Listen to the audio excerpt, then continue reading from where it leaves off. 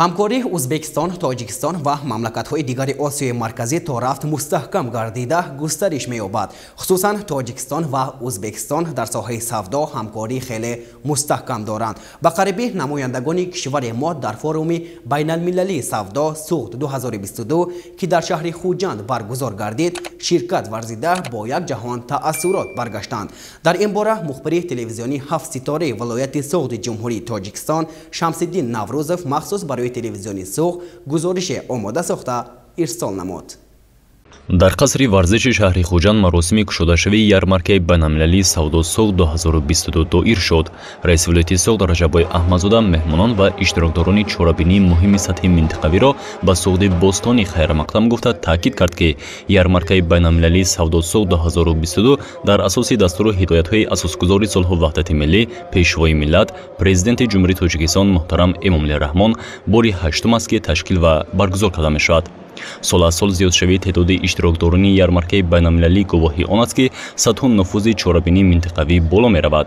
имсол барои ширкат дар ярмаркаи байналмилалии савдо Суғд 2022 беш аз 400 нафар меҳмонон аз Федератсияи Россия, Ӯзбекистон, Қазоқистон, Беларус, Ҷумҳурии Исломии Эрон, Ҷумҳурии Мардумии Чин, Туркия, Арабистони Саудӣ ва вилояти Суғд ташриф оварданд.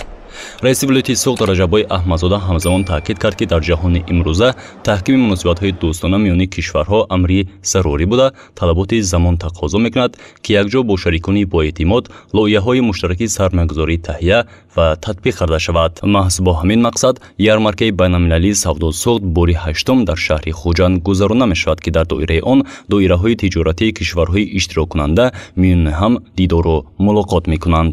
хеле хурсанд ҳастем ки чунин чорабиниҳо барпош истоданд ва дар қатори онҳо ҳунармандони бисёр ҳам ҳамин ҳунари худошонро ба меҳмонон ва сокинони вилоята мо ҳамин ҳунаре нишон дода сазовори баҳои баланд гарда истоданд. дида истодаем ки диққати меҳмононро хеле ҷалб карда истодааст, диққат ҷалбкунанда. он намуди кортое ки дар ин ҷо мо сохта ва истифода медиҳем, ин намудҳо дар дигар ҷо кортсозон ҳастанд, лекин ҳамин коркарди мо дигар, коркарди истиравшаниҳо дигар, корди истиравшанро дар ҳама ҷо қабул мекунанд ва талабот ба ҳамин кортҳои истиравшанӣ хеле зиёданд. ҷумҳурии Ӯзбекистон таи солҳои охир дар баробари дигар кишварҳо ҳамкории тиҷоратиро бо Ҷумҳурии Тоҷикистон густариш дода истодааст. дар натиҷаи ин ҳамкориҳо муносибатҳои тиҷоратӣ бештар гардида табодули молу маҳсулот бештар мешавад. дар ярмаркаи байналмилалии савдо Суғд 2022 30 адад корхонаҳои вилояти Ҷиззахи Ҷумҳурии Ӯзбекистон намунаҳои гуногуни маҳсулоти худро ба намоиш гузоштанд. дар ин ярмарка асосан маҳсулоти корхонаҳои Евроазия Голланд, Ҷиззах Текстил, Моноэлектрик, BMW Зафарон ва дигар коргоҳҳои истеҳсолӣ фаъолона иштирок намуда молу маҳсулоти истеҳсолшавандаро ба маърази тамошо гузоштанд. Mana bugun Suғд 2022 8-chi xalqaro ko'rgazmasida Ҷиззах viloyatidan 30 dan ortiq tadbirkorlar 100 dan ortiq mahsulotlar bilan ishtirok etyapti. Ҷиззах viloyati bilan Tojikiston Respublikasi o'rtasida tashqi savdo aylanmasi 6 million dollar tashkil qilgan bo'lsa, bu raqamni biz 20 million dollarga yetkazish niyatimiz bor. Hozirgi ko'rgazmaning birinchi kunining o'zidayoq 8,5 million dollarlik eksport shartnomalari imzolanishga erishildi. дар доираи баргузории ярмаркаи байналмилалии савдо Суғд 2022 дар умум 21 созишнома ва меморандум байни коргоҳҳои истеҳсолии вилояти Ҷиззахи Ҷумҳурии Ӯзбекистон ва вилояти Суғди Ҷумҳурии Тоҷикистон баста шуд.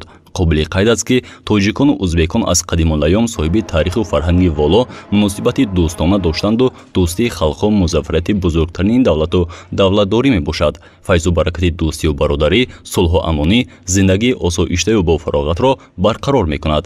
аз ин сабаб дӯстиро олитарин эҳсосу хиради башар номиданд. гузориши Шамсиддин Наврӯзов ва Субҳон Одилҷонов махсус барои телевизиони Суғди Ҷумҳурии Ӯзбекистон.